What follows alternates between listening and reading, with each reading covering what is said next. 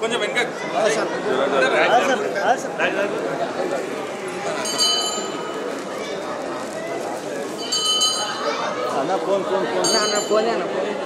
కొంచెం బ్యాక్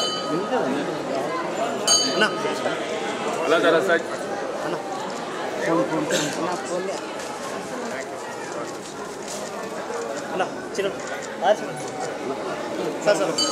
జరా జరా ఒక్క నిమిషం. ఏడాది అర్థం రేవంత్ రెడ్డి పాలన ఎట్లా ఉందో ప్రజలకు కుల్లం అర్థమైపోయింది.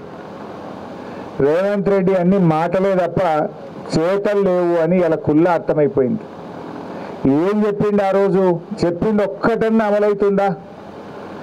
మేము రాగానే ఎల్ఆర్ఎస్ ఫ్రీగా చేస్తాము, కేసీఆర్ గారు డబ్బులు లాగుతుండు అన్నాడు. ఇప్పుడు ఏం చేస్తుండు? ఎల్ఆర్ఎస్ ముక్కు విండి ఇలా పేద ప్రజల దగ్గర ఎల్ఆర్ఎస్ డబ్బులు వసూలు చేస్తుండు. ఆ రోజు ఏమన్నాడు? మేము వస్తే ఫార్మాసిటీ భూములన్నీ రైతులకు వాపస్ ఇస్తా అన్నాడు. ఇవాళ ఏమంటుండు?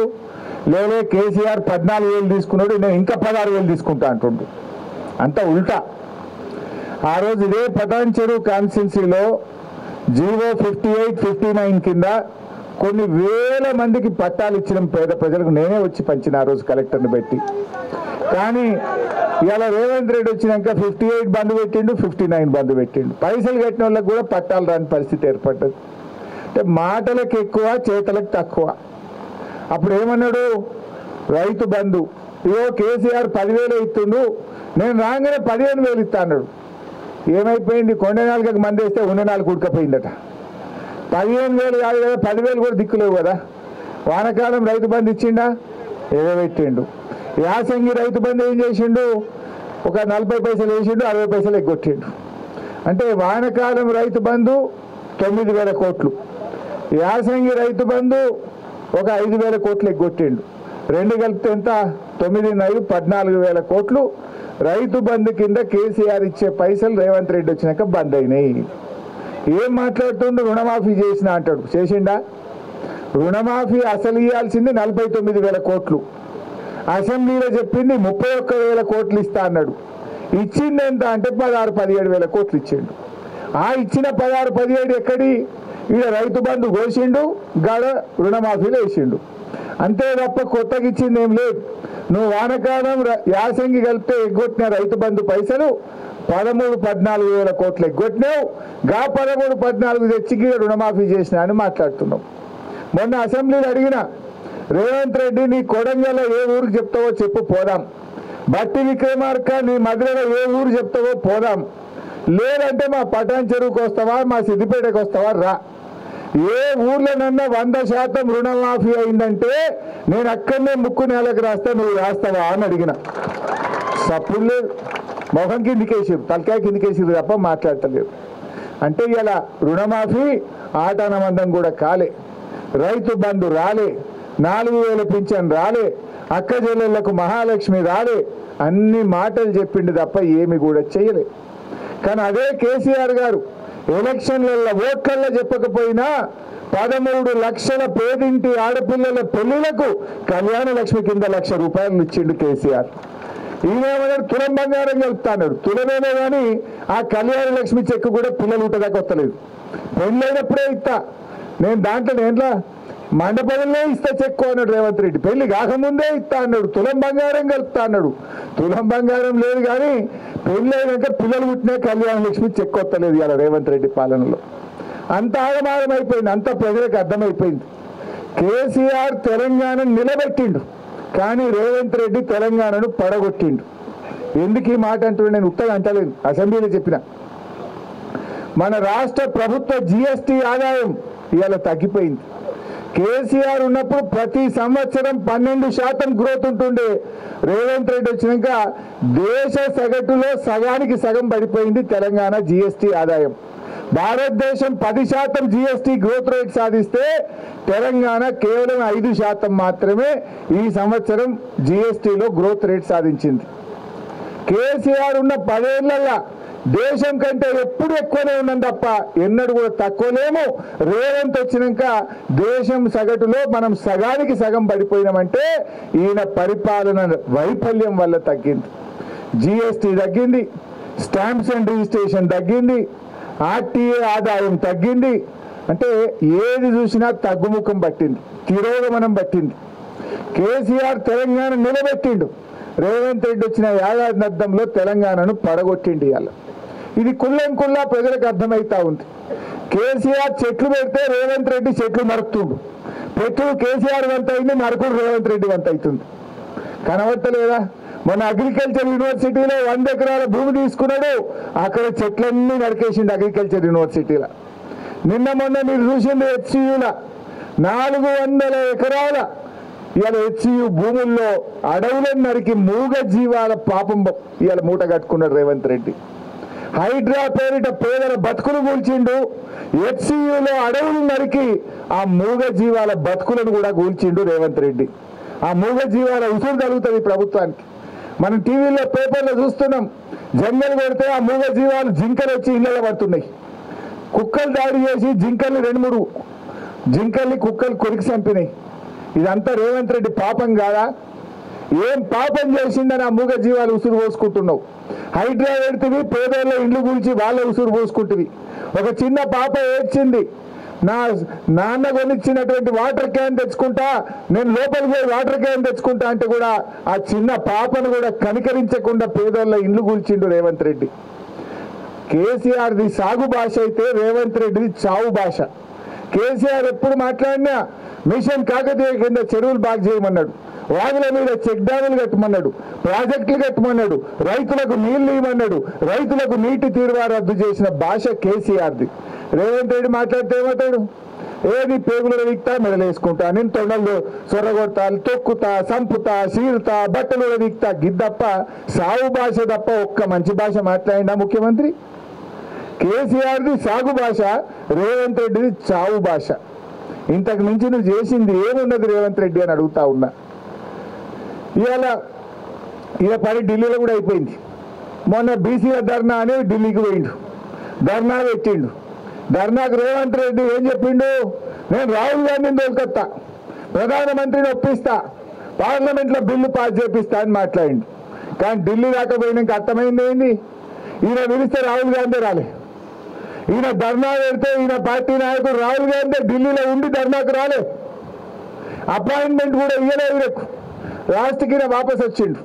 ఈయన వచ్చినాక తెల్లారి మాత్రం మిగతా పిసిసి అధ్యక్షుడు, ఉప ముఖ్యమంత్రిని అందరినీ పిలిచి సోనియా గాంధీ ఫోటోలు దిగింది, రాహుల్ గాంధీ ఫోటోలు దిగింది. రేవంత్ రెడ్డికి మాత్రం తలుపులు బంద్ పెడుతున్నారు.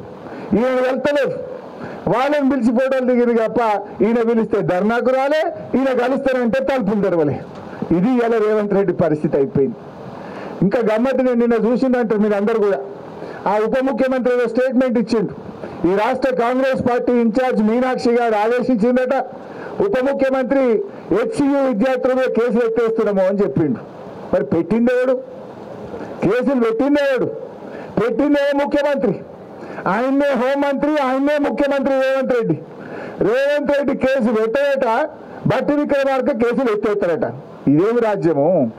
అసలు కోక తుక్కనాడి అంట చూడు, తోక కుక్కనాడిస్తుందా, కుక్క తోకనాడిస్తుందా? ఇలా హోంమంత్రి ముఖ్యమంత్రి రేవంత్ రెడ్డి, ఆయనేమో పిల్లల మీద కేసులు పెట్టిండు. ఇవాళ పిల్లల్ని తెచ్చి సంగారెడ్డి జైలు వేసింది రేవంత్ రెడ్డి. ఉప ముఖ్యమంత్రి అంటాడు లేదా కేసులు ఎత్తేస్తున్నాం, పిల్లల్ని విడుదల చేస్తున్నాం అంటాడు.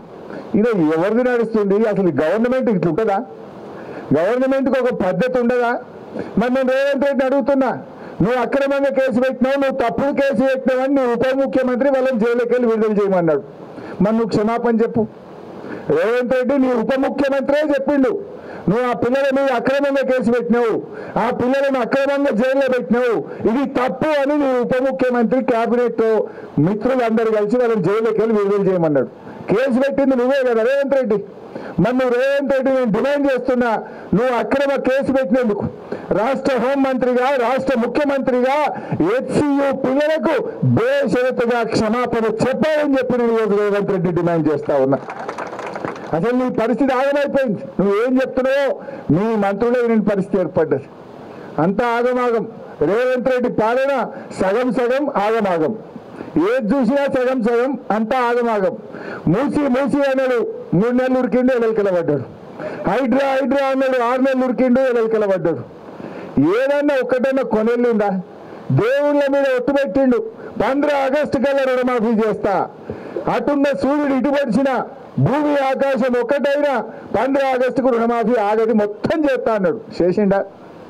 చేయాల్సింది 49, చేసింది 16, 17, సగం సగం ఆగం కదా. ఏది చక్కగా ఉన్నావు? ఏది కొనెళ్ళింది? దేవుని మీద ఒట్లు పెట్టి దేవుణ్ణి మోసం చేసిన ముఖ్యమంత్రి ప్రజల్ని మోసం చేయడా? దేవుణ్ణే మోసం చేసిన ముఖ్యమంత్రి భారతదేశంలో ఎవరు లేడు. దేవుడంటే అందరికీ భయం, దేవుడంటే భక్తి, దేవుడంటే ప్రేమ. కానీ రేవంత్ రెడ్డి ఆ దేవుణ్ణి కూడా మోసం చేసినటువంటి వ్యక్తి ఈ రేవంత్ రెడ్డి. బహుశా ఈ చరిత్రలో ఇంకో ముఖ్యమంత్రి లేడు, రాడు. దేవుణ్ణి మోసం చేసిన చరిత్ర ఎవరికన్నా ఉన్నది భారతదేశంలో అంటే అది ఒక రేవంత్ రెడ్డికి మాత్రమే ఉంటుంది. ఇట్లా ఇవాళ ఆగమాగమైపోయింది. రియల్ ఎస్టేట్ బేరం పటాన్ చెరువులో 3 పువ్వులు 6 కాయలు ఉండే. గిట్ల పోయి గట్ల కూడా చేసి డీల్ చేసి కత్తరు. ఎన్ఆర్ఐలు హైదరాబాద్కి వెళ్ళి ఎవరు చూడు పటాన్ చెరువులో ప్లాట్ కొద్దురు. ఇప్పుడు ఆ రిజిస్ట్రేషన్ ఆఫీస్కి పోతే అంత ఈగలు కొట్టుకుంటురట. ఈగలు కొట్టుకునే ఉంది. బయట దుకాణం ఉంటాయి చూడు, వెండర్లు, స్టాంప్ వెండర్లు. ఆడపోతే ఎవరు వస్తలేదు స్టాంప్ వెండర్లు, గిరాకీ లేదు. స్టాంప్ వెండర్లో గిరాకీ లేదు, రిజిస్ట్రేషన్ ఆఫీస్లో బేరం లేదు. ఆ రియల్ ఎస్టేట్ మా తమ్ముళ్ళు పాపం ఆ ఫైనాన్స్ వాళ్ళు వచ్చి కార్లు గుంజుకపోతురట, మోటార్ సైకిల్ గుంజుకపోతురట. ఇన్స్టాల్మెంట్ కూడా వెళ్తలేవు. అంత ఆగమైపోయింది. కేసీఆర్ 10 ఏళ్ళు ఉంటే పెరుగుడు. రేవంత్ రెడ్డి వస్తే దిగుడు అయిపోయింది. అంత ఆగం. ఎవరిని చూసినా ఆగమే. రైతులు చూసినా పరేషానే ఉన్నారు, బేరాలు చూసినా పరేషానే ఉంది, రియల్ ఎస్టేట్ చూసినా పరేషానే ఉంది. ఏదైనా ఒకటి చక్కగా చేసిన రేవంత్ రెడ్డి అన్ని ఆగమాగం. ఏమనంటే ఆర్ఆర్ ట్యాక్స్ అంటివి, మెట్రో రైలు రద్దంటివి, ఫార్మాసిటీ రద్దంటివి. ఒక్కటన్నా చక్కగా చేస్తే కదా. నువ్వు సరిగా చేస్తే గిట్లుంటుందా? బంగారు పల్లెంలో పెట్టి అద్భుతమైన ప్రగతితో తెలంగాణని చేతిలో పెట్టిండు కదా కేసీఆర్. నువ్వు ఇవాళ మొత్తం తెలంగాణను ఆగం పట్టిస్తున్నావు.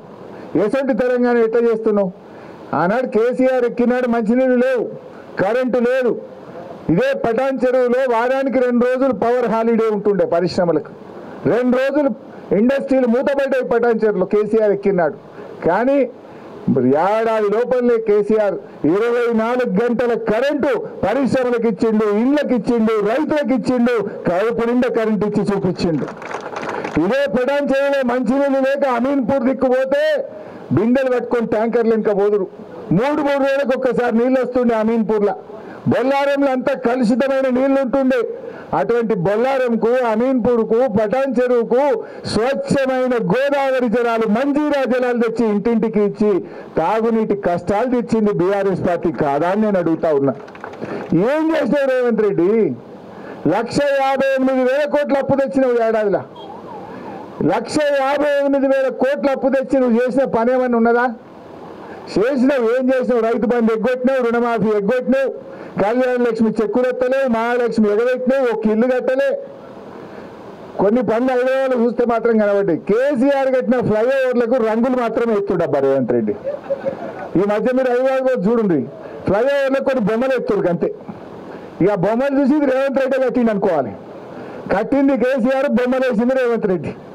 రేవంత్ రెడ్డి వచ్చాక ఏమన్నా కనబడ్డాయంటే హైదరాబాద్లో కొత్తగా ఆ ఫ్లైఓవర్లకు బొమ్మలు మాత్రం కనబడుతున్నాయి, ఏం కనబడతలేవు. కేసీఆర్ కట్టించిన డబుల్ బెడ్రూమ్లకు 3 రంగులు వేసి పరిస్థితి వాళ్ళే కట్టినట్టు.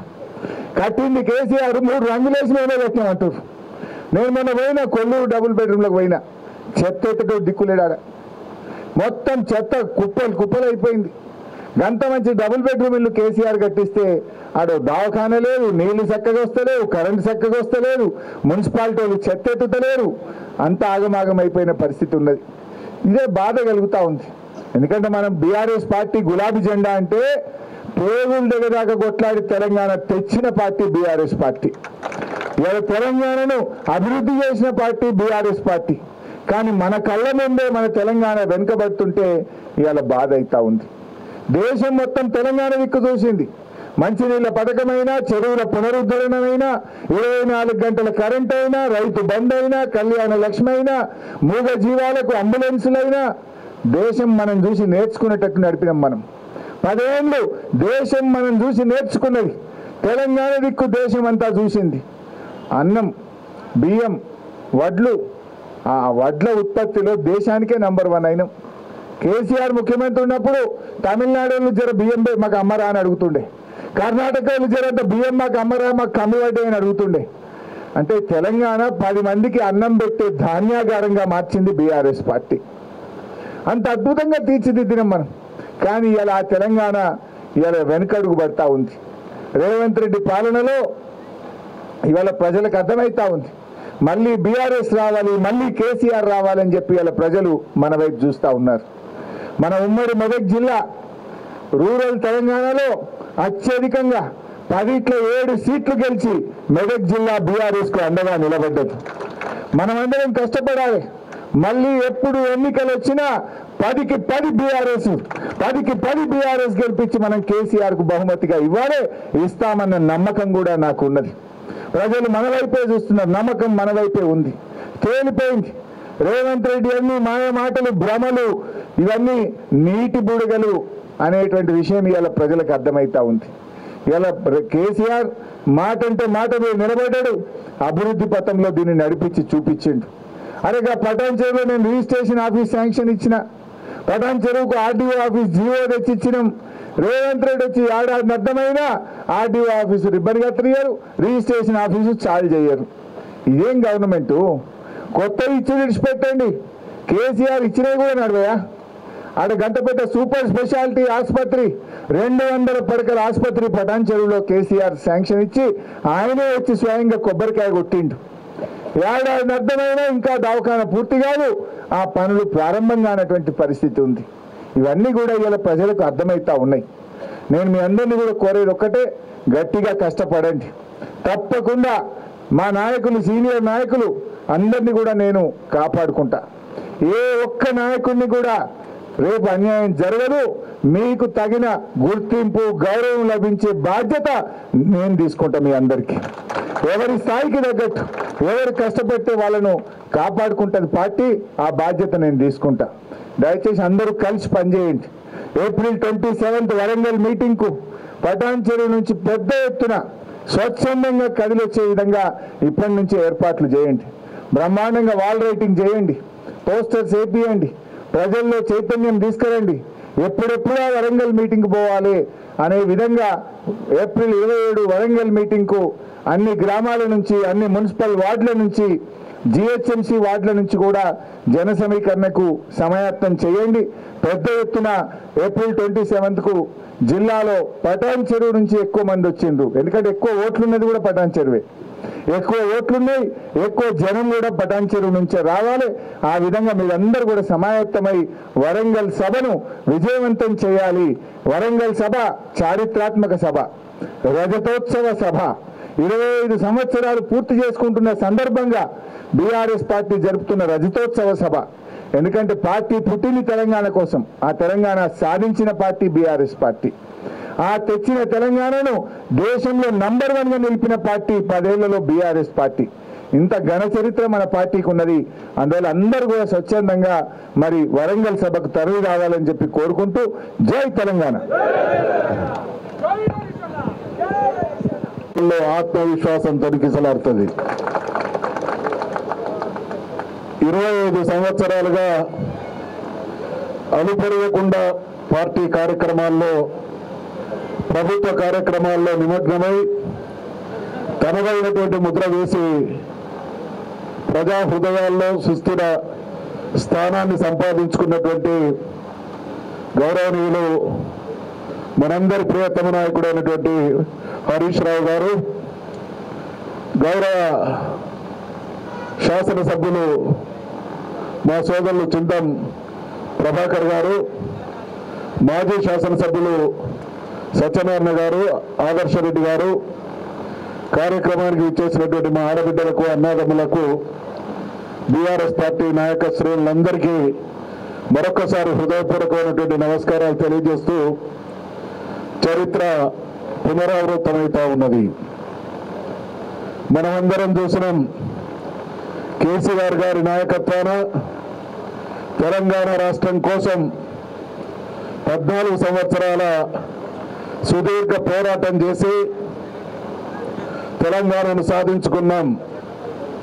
సాధించుకున్నటువంటి క్రమంలో తెలంగాణ విషయంలో అనేక అపోహలు, అనేక రకాలైనటువంటి దుష్ప్రచారాలు.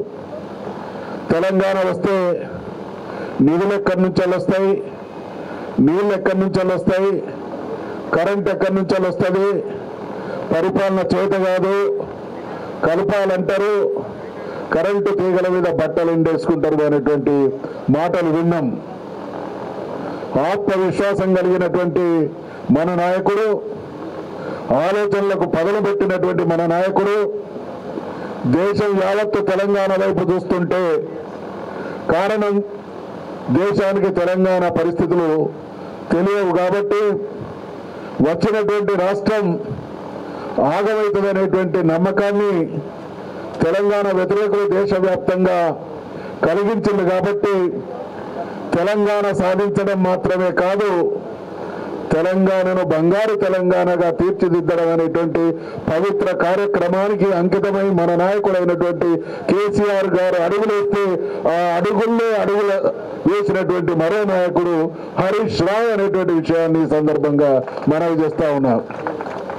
60 సంవత్సరాలు సమైక్యాంధ్రప్రదేశ్లో తెలంగాణలో ప్రతిదీ సమస్య, తాగునీరు సమస్య, సాగునీరు సమస్య, కరెంటు సమస్య, విద్యాలయాల సమస్య, వైద్యాలయాల సమస్య, ఎరువుల సమస్య, విత్తనాల సమస్య, అనేక రకాల సమస్యల మధ్య కొట్టుమిట్టాడినటువంటి తెలంగాణ ఈ రకమైనటువంటి సముద్ర సమస్యలకు ఆసారం చేయడమే కాదు, కాంగ్రెస్ పార్టీ ఆనాటి వరకు తెలంగాణ రాష్ట్రం సాధించబడేంత వరకు కూడా తెలంగాణ మీద సవతి తల్లి ప్రేమ చూపించింది. ఏ రోజు తెలంగాణ ప్రయోజనాల గురించి ఆలోచించినటువంటి పాపాన పోలేదు. మరి ముప్పుడుగున్నటువంటి సమస్యల మధ్య తెలంగాణ రాష్ట్ర పాలన పగ్గాలను చేపట్టినటువంటి మన నాయకుడైనటువంటి కేసీఆర్ గారు ఒక్కొక్క సమస్య పరిష్కరించుకుంటూ 10 సంవత్సరాల పాలనా కాలంలో దేశంలో శీఘ్రగతిన అభివృద్ధి చెందినటువంటి రాష్ట్రంగా దేశ దృష్టిని ఆకర్షించినటువంటి మహానాయకుడు కేసీఆర్ గారు అయితే వారితో పాటు పనిచేసినటువంటి మరో నాయకుడు హరీష్ రావు అనేటువంటి విషయాన్ని సందర్భంగా మనవి చేస్తా ఉన్నా. అయితే మరి 2014 నుండి 24 వరకు 2014 వరకు తెలంగాణ జాతిని ఏకం చేయడంలో కేసీఆర్ గారు అవలంబించినటువంటి వైఖరి మనకు తెలుసు. ఆ తర్వాత పాలనా పగ్గాలు చేపట్టిన తర్వాత మనసుకు మస్తిష్కానికి పదను పెట్టి అపురూపమైనటువంటి కార్యక్రమాలతో తెలంగాణను ఆదర్శంగా తీర్చిదిద్దిండు. ఇవాళ ఊళ్ళల్లో అంటాం, సాగుకు పెళ్లికి ఒకే మంత్రం చదివేటువంటి వాని వలె ఈనాటి ముఖ్యమంత్రి అన్నిటికీ నోరునే నమ్ముకున్నాడు. మనసును మస్తిష్కాన్ని నమ్ముకుంటే మాత్రమే సమస్యలు పరిష్కారం అయితే అనడానికి నిదర్శనం మన నాయకుడైనటువంటి కేసీఆర్ అనేటువంటి విషయాన్ని ఈ సందర్భంగా మనవి చేస్తా ఉన్నాం. 2014 తెలంగాణ విషయంలో 2014 వరకు ఉన్నటువంటి పరిస్థితి ఏ పరిస్థితులు అవుతున్నాయో మళ్ళీ ఈరోజు ఆ పరిస్థితులు పునరావృతం అవుతున్నాయి అనంటే కాంగ్రెస్ పార్టీ వైఖరికి, కాంగ్రెస్ పార్టీ ఏనాడు కూడా తెలంగాణ ప్రయోజనాల కోసం పనిచేసేటువంటి పార్టీ ప్రభుత్వం కాదనేటువంటి విషయం స్పష్టమైతా ఉన్నది. కాబట్టి అధికారంలోకి వచ్చినటువంటి మరుక్షణం నుండి రాష్ట్రంలో ఉండేటువంటి అన్ని వర్గాల ప్రజలు గగ్గోలు పెడతా ఉన్నారు. మనం చూస్తున్నాం, నేను అధికారం చేపట్టినటువంటి మరుక్షణమే హామీలు అమలు చేస్తాననేటువంటి ప్రగల్భాలు పలికినటువంటి ముఖ్యమంత్రి ఇవాళ రైతుల గోసలు, మహిళల గోసలు, యువకుల గోసలు, విద్యార్థుల గోసలు, అన్ని వర్గాల ప్రజల పీనలైజ్ చేయబడుతున్నటువంటి పరిస్థితిని చూస్తా ఉన్నాం. కేసీఆర్ గారి పాలనలో నిర్మాణం జరిగితే ఈరోజు నిర్మూలన జరుగుతూ ఉన్నది. పర్యావరణం లాంటి దీర్ఘకాలిక సమస్యలకు కూడా శాశ్వత పరిష్కారం చూపించేటువంటి ప్రయత్నం కేసీఆర్ గారు చేస్తే ఇవాళ హైదరాబాద్ సెంట్రల్ యూనివర్సిటీలో పర్యావరణ హననం ఏ రకంగా జరుగుతూ ఉన్నదో మనం అందరం చూస్తూ ఉన్నాం. ఒక హైడ్రా కావచ్చు, ఒక లఘుచర్ల కావచ్చు, ఒక హెచ్సియు కావచ్చు, ఇవన్నీ కూడా విధ్వంసానికి ప్రతిరూపాలు. కాబట్టి ప్రతి బీఆర్ఎస్ కార్యకర్త నాయకుడు మనం ఆ రోజు ఉద్యమ స్ఫూర్తితో ఏ రకంగా ఆలోచించి పనిచేసినామో బీఆర్ఎస్ పార్టీకి మన నాయకులకు తెలంగాణ ప్రయోజనాలు ముఖ్యం తప్ప పాలన మాత్రమే కాదు. అందుకనే తెలంగాణ ప్రయోజనాలకు కట్టుబడి ఉన్నటువంటి ఏకైక పార్టీ మన పార్టీ, మనమందరం. కాబట్టి తెలంగాణ ప్రయోజనాల మీద జరుగుతున్నటువంటి ఈ దాష్టికాన్ని ఎక్కడికక్కడ ఎండగట్టి ఏ సందర్భం వచ్చినా కూడా ప్రజాక్షేత్రంలో వాళ్ళ దుర్మార్గాన్ని బట్టబయలు చేయడానికి సర్వం సన్నద్ధంగా ఉండాలనేటువంటి విషయాన్ని మనవి చేస్తూ ఆ కోణంలో జరుగుతున్నటువంటి ఒక గొప్ప బహిరంగ సభ ఈ నెల 27వ తారీఖున వరంగల్లో జరుగుతున్నటువంటి భారీ బహిరంగ సభ. కాబట్టి గ్రామ గ్రామం, వార్డు వార్డు కదలాలి. తెలంగాణ ప్రయోజనాల మీద దాడి జరిగితే ప్రజా స్పందన ఏ రకంగా ఉంటుందో మరొక్కసారి ఢిల్లీకి ఇక్కడ ఉన్నటువంటి పాలక వర్గాలకు రుచి చూపించడంలో ఈ నియోజకవర్గం ముందుండాలనేటువంటి ఆశాభావాన్ని వ్యక్తం చేస్తూ కార్యక్రమానికి చేసినటువంటి ప్రతి ఒక్కరికి మరొక్కసారి హృదయపూర్వకమైనటువంటి ధన్యవాదాలు తెలియజేసుకుంటూ సెలవు తీసుకుంటా ఉన్నా. గణేష్ గడ్డ రుద్రారం గణేష్ గడ్డ పాదయాత్రకు ఇచ్చేసిన మాజీ మంత్రివర్యులు, నాకు 10 సంవత్సరాల నుంచి నేను ఈ స్టేజ్ మీద నిలబడి మాట్లాడుతున్నా అంటే దానికి కారకుడు ఒకడే ఒక మనిషి, అది హరీష్ అన్న అని ప్రతి మీటింగ్లో చెప్తున్నాను. నా గాడ్ ఫాదర్ లాగా ఏదున్నా నా మంచి అయినా చెడైనా మరి హరీష్ అన్నతోటే చెప్పుకుంటాను. ఆయన్నే ప్రతిదానికి సొల్యూషన్ తీసుకుంటాడు. కాబట్టి వారికి పాదాభివందనం చేస్తూ మరి వారికి స్వాగతం పలుకుతూ అదే రకంగా మరి మా చారన్న గారిని, మరి అదే రకంగా సత్యనారాయణ గారిని, మరి మా ఎమ్మెల్యే గారు శ్రీ చింతా ప్రభాకరణ గారిని, మరి శివ గారిని, గోవర్ధన్ గారిని, శ్రీధర్ గారిని, మా మెట్టు కుమార్ అన్నని, యూనిస్ భాయ్, మా సోమిరెడ్డి గారు, బాలరెడ్డి గారు, అదే రకంగా ఇక్కడికి ఇచ్చేసిన మాజీ చైర్మన్లు రోజా బాలరెడ్డి గారు, మరి లలితా సోమిరెడ్డి గారు, మరి మీనా గారు, అందరికీ వేదికను అలంకరించిన పెద్దలందరికీ ఎవరైనా పేరు మర్చిపోయినా కూడా క్షమించాలి. అందరికీ కూడా పేరు పేరున హృదయపూర్వకంగా నమస్కారం తెలియజేసుకుంటూ మరి మీ అందరికీ తెలుసు బీఆర్ఎస్ పార్టీ బీఫామ్ మీద ఎమ్మెల్యే పటాన్చేరు ఎమ్మెల్యే మైపాల్ రెడ్డి గారిని గెలిపించుకోవడం జరిగింది. 9 నెలల కింద మరి వారు వివిధ కారణాల వల్ల కాంగ్రెస్ పార్టీలో జాయిన్ కావడం జరిగింది. దాని తర్వాత అందరూ అనుకున్నారు కాంగ్రెస్ మన బీఆర్ఎస్ పని అయిపోయింది, కాంగ్రెస్ పార్టీ ఇక్కడ ఇక మన మైపాలన్న ఏడిపోతే ఆడ పార్టీ లేస్తుంది అంటారు కదా, కాంగ్రెస్ పార్టీ కూడా ఇక మనకు తిరుగుండదు అని చెప్పి అందరు భావించారు. బీఆర్ఎస్ పార్టీ కూడా మరి పటాపంచలు అయిపోతుంది, ఏ రకమైన ఛాన్స్ ఉండదు బీఆర్ఎస్ పార్టీకి అని ఎన్నో పత్రికల్లో కూడా మనం చూసినాం.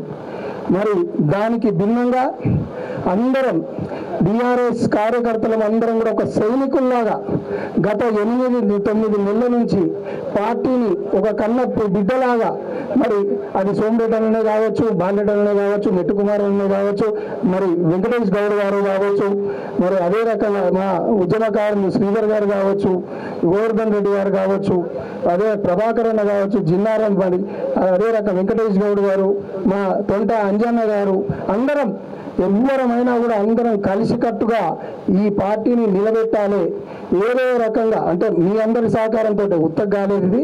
అందరం కూడా ఎట్టి పరిస్థితుల్లో ఎమ్మెల్యే పోయినంత మాత్రాన పార్టీకి పటాపంచలు అవుతుందని ఏదైతే పత్రికల్లో వస్తున్నా అది జరిగే సమస్య లేదు.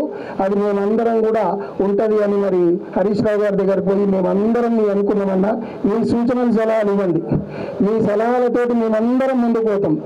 ఎవరికి ఇన్ఛార్జ్ ఇచ్చినా సరే అందరం కలిసి పనిచేస్తాం, పార్టీని నిలబెడతాం. రేపు పొద్దున పటాన్చెరులో మళ్ళీ బీఆర్ఎస్ పార్టీ జెండానే ఎగురుతుంది అని చెప్పి మాట ఇచ్చినాం. దానికి తగ్గట్టు పెద్దలు హరీష్ రావు గారు మా అందరిని కూర్చోబెట్టి ప్రతి ఒక్కరికి ఏ రకంగా ఏ మండలిని తీసుకుపోవాలి, ఏ రకమైన చిన్న చిన్న సమస్యలను కూడా అందరం చిన్నపిల్లల్లాగా పోయి చెప్పుకుంటుంటాం. అన్ని అది విసుక్కోకుండా దాన్ని ఏ రకంగా రిజాల్వ్ చేయాలి, ఏ రకంగా ముందుకు పోవాలి అని చెప్పి మా అందరికీ చెప్తూ మమ్మల్ని ముందుకు తీసుకుపోయారు హరీష్ రావు గారు. మరి ఇవాళ మా అందరం కలిసి ఇది నాకు ఇన్ఛార్జ్ అన్నట్టే కానీ ఇది మొత్తం మా 10-15 మంది ఎవరైతే ఈ పార్టీకి నిలబెట్టిరో వారి యొక్క కష్టం వారి డిసిషన్స్ తోటే మేము అందరం కూడా ముందుకు పోతామని చెప్పి మీ అందరికీ తెలియజేసుకుంటున్నాం. ఇదే కాకుండా రాబోయే మీ అందరికీ తెలుసు ఏప్రిల్ 27th పెద్ద ఎత్తున మరి కేసీఆర్ గారు చలో వరంగల్ 10 లక్షల మందితోటి మనం పోవాలి అని చెప్పి పిలిపియడం జరిగింది. మరి దానికి కూడా వచ్చే 11వ తారీఖు 12వ తారీఖు నుంచి మండల్ వైజ్ మీటింగ్స్ పెట్టుకొని మరి మాకు ఇచ్చిన 4-5 వేల టార్గెట్ ఉంది. దానికన్నా ఎక్కువనే జనాలు మొబిలైజ్ అయ్యే విధంగా మరి మేమందరం కూడా కృషి చేసి పార్టీని పెద్ద ఎత్తున కార్యకర్తల్ని మరి చలో వరంగల్ ప్రోగ్రాంకి తీసుకుపోయే విధంగా ప్రయత్నం చేస్తామని చెప్పి తెలియజేసుకుంటూ మరి నాకు ఈ అవకాశం ఇచ్చినందుకు నన్ను నమ్మి మరి కేసీఆర్ గారు, మా హరీష్ రావు గారు, కేటీఆర్ గారు వారి ముగ్గురికి కూడా ప్రత్యేకంగా ధన్యవాదాలు తెలియజేసుకుంటూ మరొకసారి మా పార్టీని నిలబెట్టడానికి ఏ రాత్రి ఫోన్ చేసినా కూడా మాకు రియాక్ట్ అయ్యి ఈ రకంగా పనిచేయండి అని చెప్పినందుకు మరి హరీష్ రావు గారికి ధన్యవాదాలు తెలియజేసుకుంటూ 27 తర్వాత వచ్చే నెల నుంచి మాత్రం కంపల్సరీ ప్రభుత్వ వ్యతిరేకత ఏవైతే కార్యక్రమాలు ఉన్నాయో అవన్నిటి మీద కూడా ప్రభుత్వం ఏ తప్పు చేసినా కూడా బీఆర్ఎస్ పార్టీ దాన్ని మేము ఎత్తి చూపుతాం. తప్పకుండా ప్రజల్లో వాళ్ళని దోషులాగా నిలబెడతామని చెప్పి తెలియజేసుకుంటూ మరి ఏదన్నా మరి హరీష్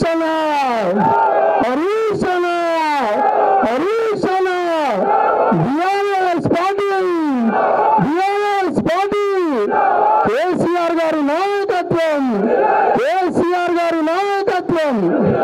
ధన్యవాదాలు తెలియజేసుకుంటూ మరి మధుసూదనాచారి గారిని